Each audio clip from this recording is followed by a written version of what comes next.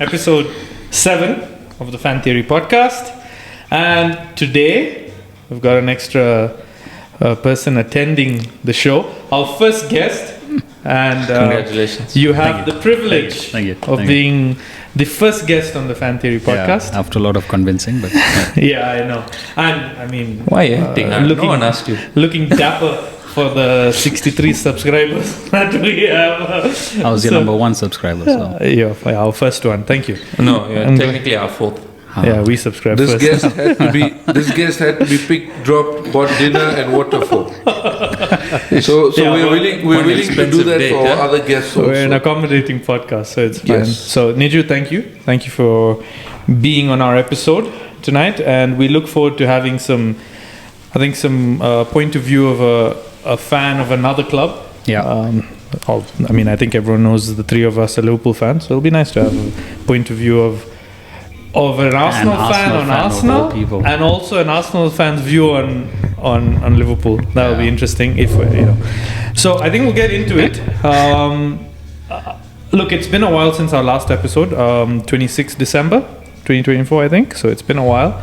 A lot's happening and a lot's been happening. So finally we got around. Happy New Year, Kuts.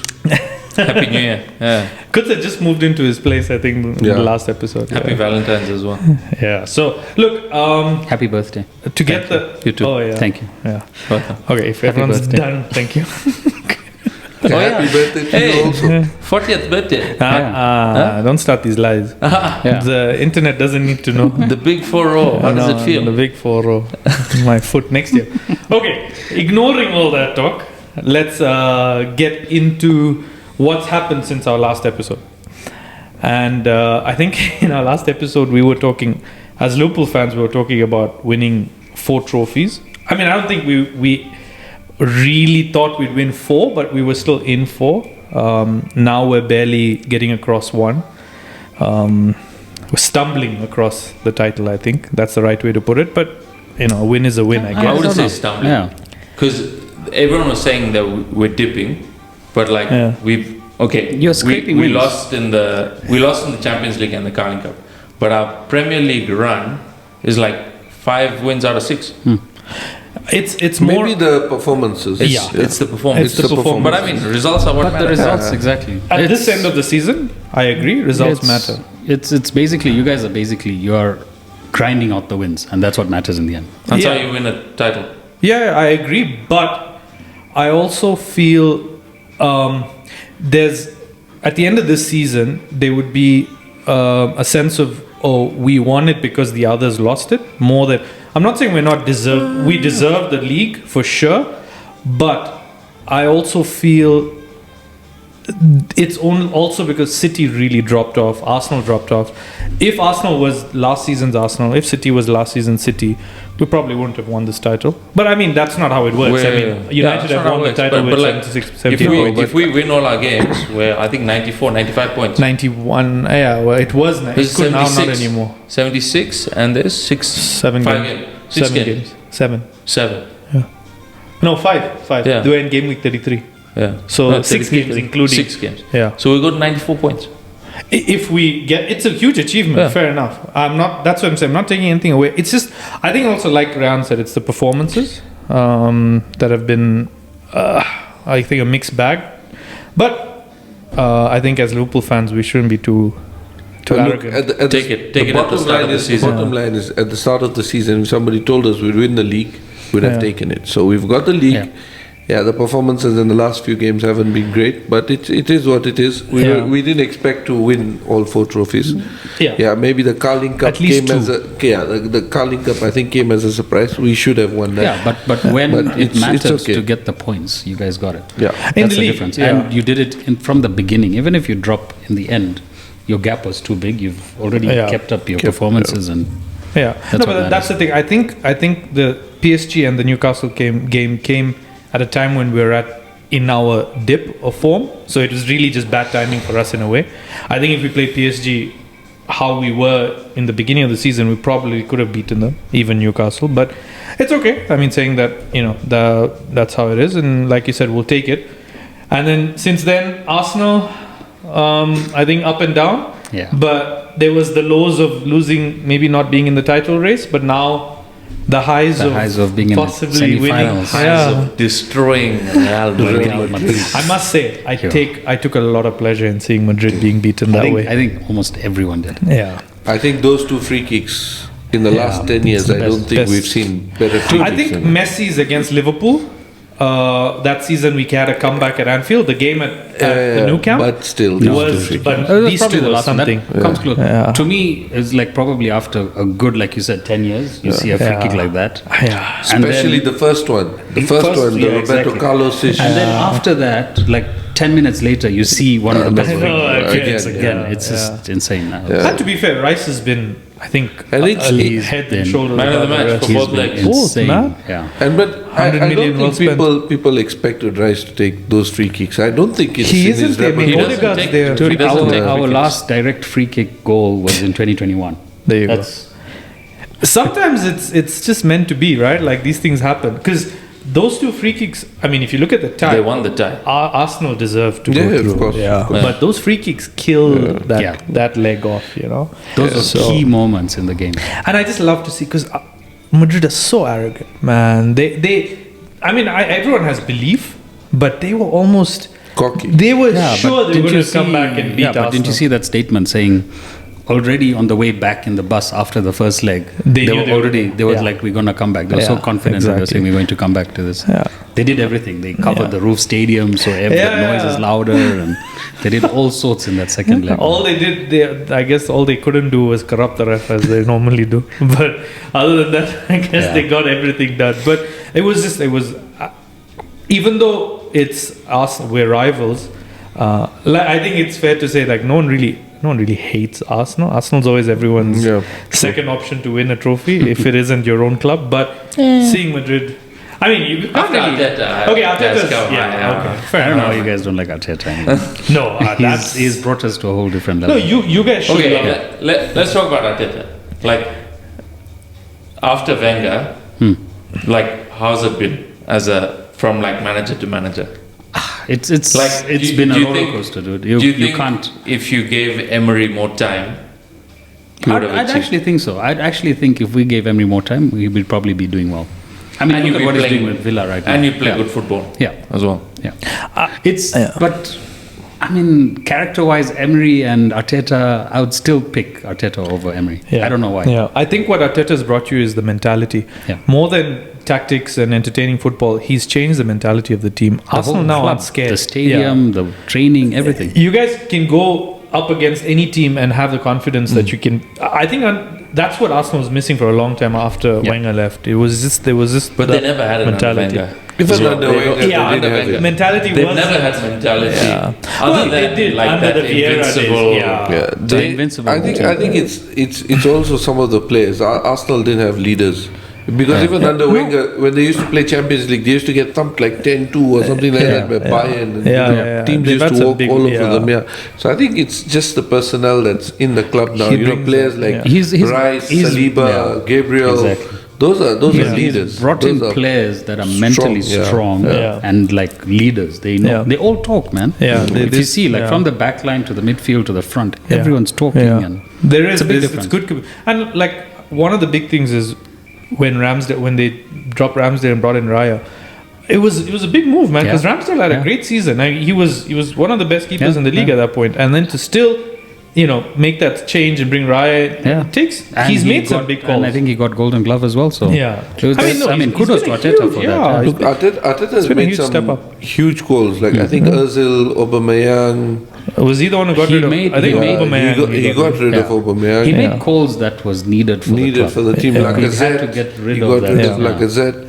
So he's got. Look, to be fair, he's also bought a few duds here and there. But overall, don't we all? Overall, I think he's good for the club. And I think because it's Arteta and he's a former player, he's got more time than Emery did. I think overall Emery was not doing a bad job. I think he was doing a decent job, but because he wasn't given the time. But because Arteta is an ex-Arsenal player, and but he also came under the influence of Pep Guardiola. So they give him more time. They gave him more time. They gave him more credit for it. Look, I think where you'll have to end up judging Arteta is, okay, if you win the Champions League this season, fine, he's done a great job. He's won you a trophy you've never won before. But assuming you don't win the Champions League, at what point then do you start saying, okay, you need change? Because he's doing a good job, the way but the he has to season, win something. I think you can't really blame Arteta for bringing us where we are so far because of the injuries this season we've had. I think that's our biggest problem this season, was all the injuries. If you look at starting from December, we lost Rice. Yeah. And then immediately after that, we missed a couple of games and we lost Odegaard. Yeah. And then immediately after that, Odegaard came back, then you lost Saka. Yeah. And then after Saka, you lost Havertz. And then after Havertz, you lose, it's like one after the other. Yeah, but at some point you have to say it's not bad luck. It's probably something you're doing wrong in training or something. Which is always they're all muscle injuries, right? From what at least, muscle, So clearly there's something that needs to change. Yeah. But saying that, I mean, okay, you can look at City this season. One of the main reasons they've been so bad is also injuries probably. They've lost a lot of their top players. But even saying that, fine, let's give an example. Say you lose to PSG. You would still give Arteta one more season, of course. Yeah, of course. You'd give him next season. Yeah. But then at some point you've got to judge him. Next season he has to win a trophy. But in the end, silverware is what matters. Yeah, it doesn't matter whether coming second, third, whatever, performances. In the end, a club needs silverware.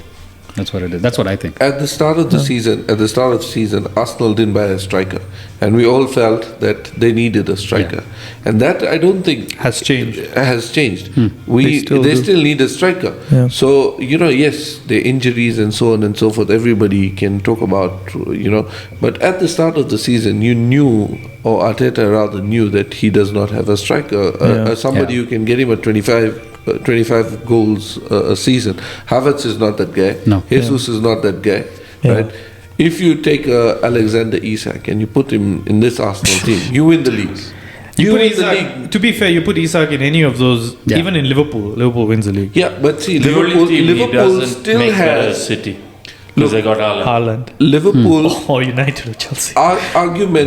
For argument's sake, Liverpool still have somebody that can gets them 20-25 goals a season. Salah. Yeah. No, I'm just saying for argument's sake, right? Saka is not that guy. Arsenal definitely needed a striker, and we discussed this, I think, in one of the first episodes where we said Arsenal a left back or a midfielder because they bought Merino. They bought Calafiori, and I remember we had this discussion to say, is Arsenal really lacking in those two departments? And it is what it is. They needed a striker. That's why you have to question the club, because they knew at the beginning of the season they should have got a striker. They didn't get a striker. In fact, you sold. And then what's the other guy's name? Nketiah.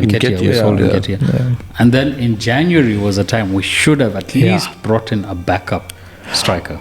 But in January to get a proper striker, unless you went for somebody like a Mamouche or Etiquette or Etiquette or something. But no, you can get even someone on loan. But you know what? I'm telling you. They valued him at 100 million. Etiquette? Yeah, he's still valued. No, but you see, the point is, if a manager feels that there's somewhere where they're lacking, and he knows he's competing for trophies, I think even not only for Arsenal, even for Liverpool, we've discussed this as club. Remember where we were really pushing, and we had some maybe one or two injuries. I think was it last year where we had some injuries, or the year before. Out on the title. We lost out on the title or something. I think managers need to understand that if you are 6 months into the season and you're competing for a certain title, who knows, next year you might not be there. You might not be in the run. Who knows, next year Liverpool, after all the additions, might not be doing competing. As well as they are right exactly. Now. Because they'll say, it's a new team now, the blend is not there, and so on and so. So when you're in it, I think most teams should think about it and say, okay, if we make a loan signing here and there, would it make a difference, And there are enough people. But January is such a tough window to get quality players. To improve your team. Look, argument's sake. It look depends. at Rashford. Look at Asensio. Okay, I'm not saying Rashford has the same impact. You're looking at Aston Villa improving. No, but you put a Rashford in this Arsenal team. No. The attitude, bro. Okay, let's ask an Arsenal fan. Okay, to be honest, the way the season panned out after January, I wouldn't have minded getting Rashford. There we go. Yeah, but this is in hindsight. Yeah. But when they signed Rashford was he had an attitude problem. He wasn't training properly. But that's one you don't side want of that the sort story. of negative. To be honest, I think story. that's a United problem. It's That's not a United Rashford problem. How maybe look at Anthony. He's okay. We know he's not that great, but he's doing okay. He's in La Liga, bro. No, but he's doing okay. He's playing well. No, He's actually playing. Yes, only, because it's an easier league. It's not as physical. You can only judge somebody by what they're doing. And at the moment, Anthony is performing. At the moment, Rashford is performing. Yes. So it is what Anthony it is is. performing. Are you saying that then he was not managed properly at United? Of course. There's an aspect of that. But it's just that the league's easy. You can't tell me three different managers couldn't get the best out of Anthony. Even that French striker, what's his name? The one But at you see, Juventus. but that's where my point comes. The problem, I think, was just United. There's something toxic about the club. Okay, and I everything. agree. They're in a bad place right now. I don't think it had anything look to at do someone with like Højlund. Yeah. Højlund's got what, 2 goals the whole season? Or 3 goals now? Yeah. He scored less than probably Van Dijk has. I mean, that's their main striker. But you see, the thing is, these are all guys who are banging in 20 goals in Italy and, 20. I understand United, the whole place is toxic right now. But also, you bring in a guy like Rashford, like Sterling, okay. Oof. Sterling is exactly an example of how Rashford...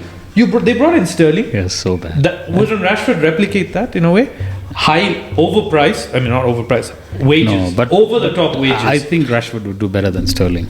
This is all in hindsight. This is all in hindsight. No, Sterling was past his best by the time we got him, like from Chelsea. Yeah, but he didn't do so anything is at Chelsea. Rashford also passes best. When was the last time he's done something No, good? Rashford Had one good season in the last 5 seasons. Yeah, He had one season, he had 30 still goals. feel he would That's it. perform way better than Sterling. I think because now you're looking at your options and no one up front. Yeah. But if you have Gabriel Jesus fit and you have... But see, Niv, that's the question. They knew they didn't have Havertz. They knew But they I don't think have... Rashford's the right person to bring in. Okay, at that forget point. Rashford. Okay, which other guy? Maybe Asensio. They should have got... Okay, so then the question was they wanted Ollie Watkins. They put in some 60 million bid for Ollie Watkins. Okay. The question was why not go with a higher bid? They would have probably sold Watkins to them for 80 million. But then are you going to pay 80 million for a 29-year-old? Yeah. And that's why Arteta came out and said after that, saying they're not going to put... They need to get the right player and they're not going to spend money over the top in January for a player. Yeah. It's tough to get a good player. Yeah. But John Duran, they could have gone in for John Duran. There's a lot of players. There's a lot of options you could have gotten. But you know what he's getting paid in Saudi? He's getting 300k. But I mean, to play for Arsenal, I'm pretty sure would have thought of it, considered. No, but he's gone for money. Yeah, I mean, no one else wanted. No, look, you will always have the Saudi market compete against you, whether it's the summer transfer market or it's the January transfer market. Options. The point here is, if Arsenal felt that this is their best chance because they understood, you see, you have to understand, they were not competing against the prime city. Exactly. They were competing against Liverpool. an average Liverpool. No, but at that point, we were 7. We were 7 points. Exactly, it was only 7 points. And Arsenal had games in hand, if you remember. Arsenal had to go for this. So Arsenal, look, maybe Arsenal fans feel differently. Liverpool will feel that they got away with one 100%. because Arsenal didn't push them to the limit. Yes. And we discussed this. Yeah. We said if City was behind us, it's a different ballgame. Yeah. Right? City We are didn't feel that relentless. pressure. Being chased by City is... And to be fair, Arsenal for the last 2 years, even when they were chasing City, they did a far better job than they've done this year. 100%. Okay, last 2 years they were really good. This year they bottled it. and no, you can't say bottled it. I honestly think it's the injuries. Maybe bottled it. I really think They it's were never injuries. ahead in the They were never close to bottling. They never got that close, where they were within touching distance. I wouldn't say bottled. I think they didn't try hard enough. Like you said, Arteta should have gone a bit harder for the league. He should have bought in January to really go for it. Yeah. Because I feel if Arsenal was 3 or 4 points behind us, I think we would have crumbled. We would have That's bottled the thing. Our performances are not up to the mark. Exactly. We have made so many defensive errors in the last few games. Yes, we've been winning and you've been scraping them and all that. And the thing is, you see, Arsenal have been playing before us and they've been drawing these games. And when we go out there, it takes the pressure off. Yeah. So there's a lot of things that go in it. I think even Arsenal fans, if you ask them, they will be honest to tell you, if we had a striker, They would have probably challenged. Yeah. And the main thing is City isn't there. Exactly. Not having City is such a big difference. Exactly. Liverpool they fans, for 2 seasons, right? 2 seasons for them, 2 seasons for More us. than 2 for us. 3. 2 for us. Yeah. 2 for us. Where they went like 15 games. They won 15 games in a row. Yeah, in a row. It's incredible. I mean, and next season, who knows? So next season, if you look at the team, the structure, next season, I think City are going to be back. Well, it depends on the FFP charge. I actually have my doubts. If they're given a transfer ban, I think they're going to struggle. But they've signed whoever they wanted but to they sign. didn't sign good players, man. They've signed decent players. To be honest, they bought players for the sake of it. I don't know how you guys feel who's that about now this, for? but for me, I actually think City's rule is over. That's what I think. Like in the Premier League. They're not going to win the league again. Yeah. No, man. I think they're going through a dip now. How long a dip? A season's a dip, not like 2 seasons. I think 2 seasons. Maybe. I think next season they will win the league. I think next season Arsenal sign a striker. If they get Alexander Isak, they start as favourites for the league. Yeah, but our chances of getting him are so slim. Yeah, but better chances than anyone else. City have a new signing in Rodri, basically. Yeah, and he makes Rodri makes a big difference. A world of a difference. For me, the way I've seen it is, I think Pep's body language right now.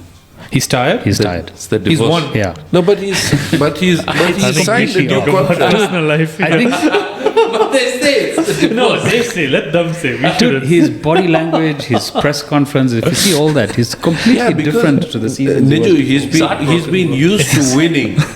He's been used to winning, and from there, now, you see, Be careful. That's why I said let's not go into it. normally at this point of the season, he would be talking about the title and the Premier League He's and not the in Champions League. Now he's not in it. So obviously his body language is like he feels like a loser. For somebody who's been winning it and For who's been 15 in the years or who's been in the heat of the battle. Yeah, but to come out and now start talking about contracts with Kevin De Bruyne or if that's you what I think. finish And top that's what 4. my point is. My point is, I think they have to go through a building phase now. Yes, And I don't. Is and Pep the you had a manager good for that? point. I don't know. Is Pep the No, manager? Yeah, actually, of course. Kuts had a good point in the sense Guardiola's never had to rebuild a Yes. team. He's always left a team and started a new team. He's never had to go through 2 cycles of a Yes. rebuild. He built City to where it is. Now he's going to have to redo that, and it's not easy doing that because you're getting rid of your legends like De Bruyne and Bernardo Silva. Okay, Gundogan's back, but he's going to go. You're getting rid of these guys, and you're bringing in a whole new set of players, and it's not an easy task. I mean, look, Klopp went through it, and Klopp didn't win with his new team, but he left a good team for Slot.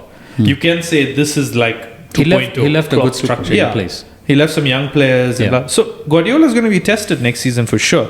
But the advantage is Guardiola gets 200 million to go and spend. Guardiola will buy. He'll buy. He's not shy to spend. I think even with the new FFP rules, I don't know if you'll but have this that. is what changes. Yeah. If assuming City have a ban, I think they'll struggle because their squad is not good enough. But also this season they've been caught out tactically, man. Like I know it's hard to question Guardiola on tactics, but That's what I'm saying. they've been so poor at the back. I actually think his tactics have been caught out now. That's what I think. It's And almost that's why like I think, that phase yeah. of TikiTaka is dying Exactly. out, and it's going back to The a different football has kind of changed in football. the last 2 seasons. If you look Yeah. at it, tactics have completely changed in football now. Teams are more direct, I think. It's more direct and it's playing from the back. Your defenders have to so play much more possession now. Yeah, and people like Diaz don't have Yeah, that ability yeah. to keep the ball. I was listening to Gary Neville and the Carragher talk about it. They're saying in the last 5 seasons, the top 5 touches in the Premier League, or 4 of them are defenders, 3 of them There are you go. defenders. Yeah. Van Dijk has been 3 in 3 seasons. It's been Van Dijk, Lewis Dunk, my Saliba God. has been there. Right, yeah. Rodri's been there for City, and there was another guy, Levi Colwell for Chelsea Right, last season. right. So you're saying people now are getting bored of this sort of It football is where it's boring. like Yeah. slow Yeah. and everything. Yeah. And there was another stat that I was checking, which is the amount of walking that players do. Right now in the season. Van Dijk is top of that chart. But For the amount he's of- covering a short space. I Right? So- agree, but you see, it's not the football that used to be. It's all changing. So you just got a point. But I think, look, whatever we say, if City spend, they'll be in the race. In the race. So Arsenal, coming back to where we started from. Now, Nij, tough questions. Do you think Arsenal will win the league, the Champions League? Sorry. What does your heart say? As an Arsenal fan, I'm a bit more optimistic. And that's the position we are shocking right for an Arsenal fan because normally they're not optimistic. Yeah, but look, we don't want to jinx it. I also don't want to jinx it. Honestly, to be honest, PSG is going to be a tough team to break through. So good. Yeah. But if you beat PSG, Villa got them. Yeah, you see, that's the thing. If Villa could do that against them, I think Villa got them where Liverpool couldn't. So credit to Villa, or maybe PSG slacked a bit. They got, but the speed at which PSG play. It's that first leg. That first leg is key to us. And again, your first leg again is at Emirates. Okay. So you see, this is where the thing with PSG is that you know they can score, whereas Madrid didn't look like they could score at any point. Yeah, but that's because that's during the tie. Okay, when we spoke, but like there's before the also tie, even like, in before La the tie, Liga no one now, thought when you that. watch them, they're actually pretty crap. No, but coach. Okay, let me ask you. Whereas before the tie, did you honestly think Arsenal would beat Madrid? No one thought. No, I don't think they would. Even to be honest, Because even the second leg. this is their tournament. Yeah. Even the second leg with our 3-0 lead, people still thought Madrid would make it. I thought it was done. No, I thought it was done. I actually thought we'd lose. No, I think if Madrid scored 2 quick goals in the second leg, it would have changed. We were It's lucky, just that dude. Arsenal played In well. like 2 minutes, they got an offside goal. If that was actually not You offside, guys played yes. better than Madrid in both ties. Now, like you said, PSG is a whole different. PSG are more balanced, but I think personally, I think Arsenal Okay, Luis Enrique is a good manager. I don't deny that. Dude, but what he's done with PSG is amazing. He's got rid of all the divas and he's built his squad. It's good. Mbappe leaving PSG was the best. It's so balanced. They've got a good defense. I think Mbappe They've leaving got PSG the was a two good best. thing. They've got the 2 100%. best fullbacks in the world. 100%. Yeah. 100%. I don't think they're any better fullbacks than Hakimi and Nuno Mendes Nuno at the Mendes moment. right now. And even the midfielder, it's energetic. It's young, Neves, dynamic. Vitinha, and Jean Neves, Vitinha, and who's the third Fabian guy? Ruiz. No, Fabian Fabian Ruiz. Ruiz. You know what it is? Those guys they know their run. job. Yeah, they know their job. Their job is just clean up the mess, give the ball to the attackers, To the wingers. That's it. It's simple. Yeah, And the wingers, they're all equally good. Yeah. It's not like if you take out Anyone can one score. if you take out one guy, you does put in PSG play somebody. with a striker? Who's their striker? the guys on the bench, the main They play strikers with on the bench. that Bradley Barcola. No, Does they've he got actually that, start? That they've got this So other Dembele? guy. They've got that other guy, From Benfica. Desire Due. No, that's they've got the the wing. Portuguese He guy, plays but on he the doesn't wing. start. No, but he doesn't start. Goncalo or something. Goncalo Ramos. Gonzalo Ramos. Yeah, but he doesn't play. Yeah, you see what I'm saying. So it's actually very similar style with Arteta right now because they seem to be playing without a striker as well. No, but but the the difference whole is they season score. they've basically been playing without. Yeah. Same like us. They No, can- but they you can- were Without playing- an out and out striker, like proper. No, when Havertz was fit, you were playing him. Yeah. No, and you have Saka on the right, you have Martinelli on the left, and you have Marino. It's fixed. With PSG, they can change it All out. three of them just keep They changing. just keep Kvaratskhelia rotating. can go Yeah, left, yeah. Dembele goes right, and I think Barcola goes the young- battle. I think the battle is in the midfield because defensively and going forward, PSG Yeah, are much yeah. better. But I team. think that's where Arsenal also can You're have the right. edge. No, Right. the first Partey leg is missing the Partey leg, is a but Partey big was a big miss. loss. Yeah, He's a big miss for that first Yeah. leg, and it was so stupid how he went and got his it World was Cup. very stupid. Yeah. But look, I mean, saying that, I Next think. week.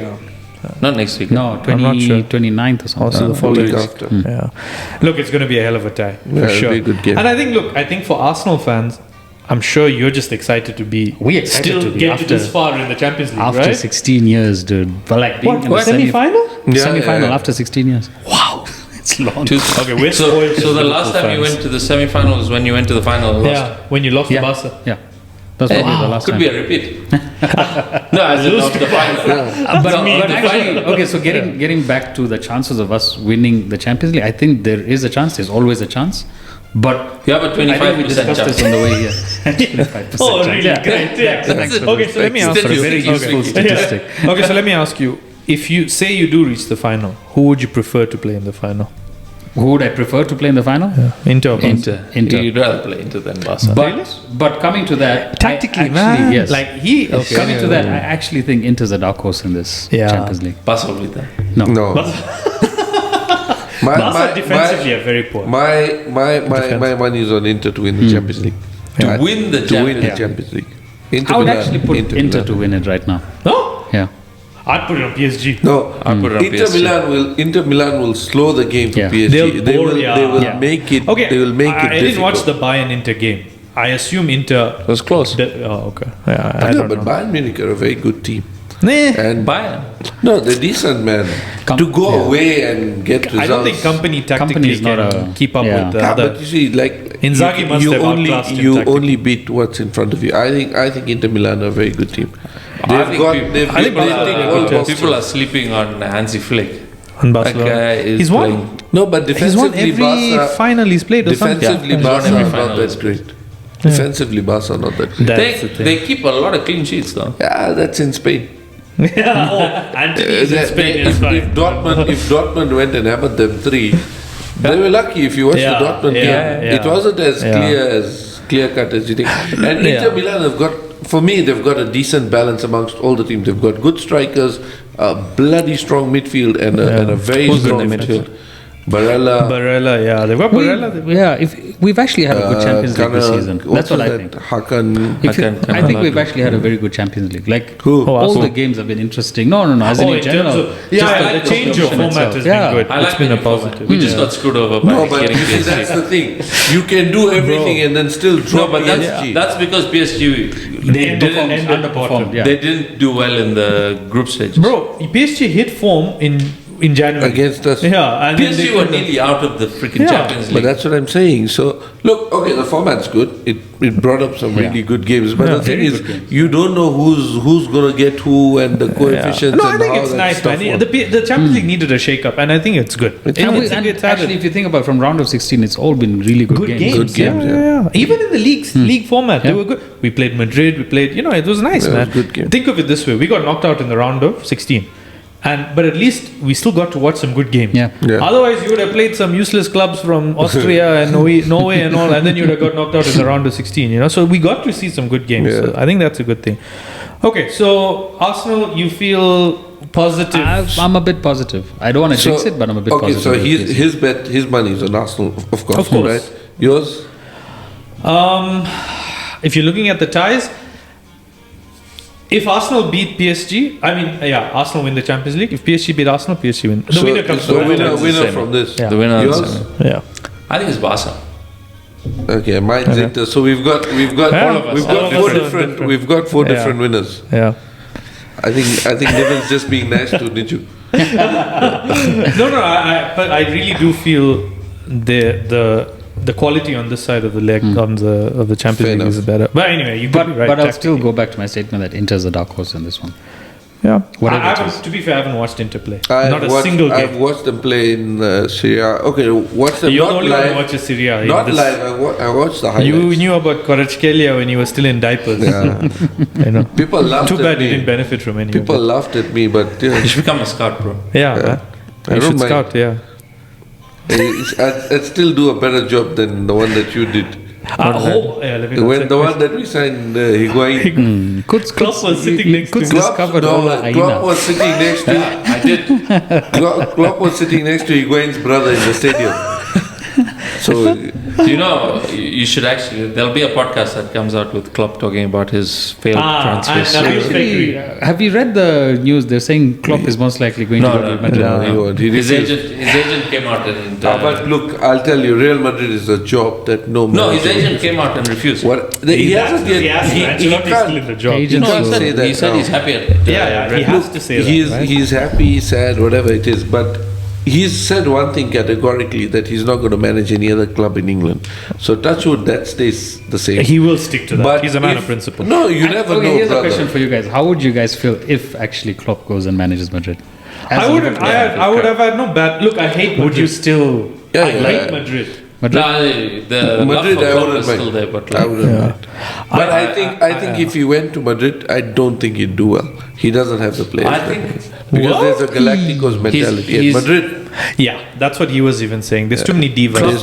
Klopp picks his club based on the players, the attitude, the fans, the love, the passion, the desire, all that kind of thing. Madrid has a good fan base. They're very passionate, but like you said, they're also toxic. They are toxic. They turn on the manager. Yeah, they do.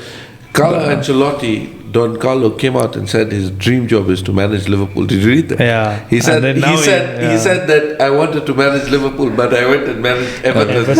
So that's out of the window. I still can't believe Ancelotti managed Everton. And screwed them over. No, he was winning the league, dude. No, but he spent a lot of money. Screwed them over. But he was right on top. He got them James Rodriguez and all these guys. That's what screwed them over. Exactly. Yeah, but he was top of the league when it was he went. poor ownership, to be fair. Yeah. But look, they're going to have a better stadium than us, so that's good. Yeah, if you can get in. I hear getting in is the hard part. So if you can get into the stadium, it's a good stadium. I imagine you have like a stadium like that, and you're fighting just to survive. Just in the to get inside. Anyway, that's why they got David Moyes. Right, so Arsenal, good. That's you're confident. We're done with Arsenal and the Champions League side of things. Enjoying the conversation so far? It continues in part 2 of the episode where we talk about where Kevin De Bruyne ranks among the greatest midfielders in the Premier League. And each of us take part in another round of controversial statements.